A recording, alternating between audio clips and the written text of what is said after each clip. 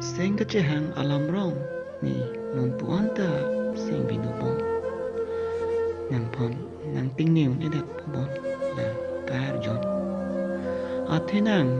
chuhud arani malong nang chi parjan ke a hok pe kang hona son nang chi parjan the binong ni ki sung ke boy hut non seng vi karong hot non ka kita nang pensi seng vi chi parong bom ni jirpo jirpia tum ni pani ju bom la so anem so pi pen chi phai le dun chot non nang phana son tho nang chi parjan na kang hon anut kapre ka pangta kang hon chi parjan bom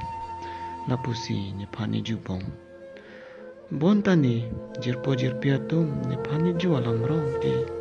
istenga che hang along ang kham khe du na tum lo pusi ni kai ke mu thi bom i hutur che kam bom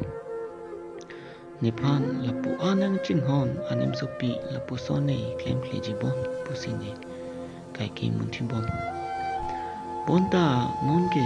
jirpo jirpia tum nipan niju alam rong si ahok chikok thiplonon athak nang chiparjan chot akang hon apan ki maduta ahok si tin thipo bon la nia son nonke mikri meglang uwe ki jana son si donang koklo isar tialong ni nang phon on puanta do bom sengve kanghon nang rang dok ring ni pen som du non nang kai long chong hok chupan ning ding chon non long pu ni azo se nang phan nang ching hon theka kanghon ni rana mangno kai keta nang phan lapu si hir chumi nang hang pi bom lo kanghon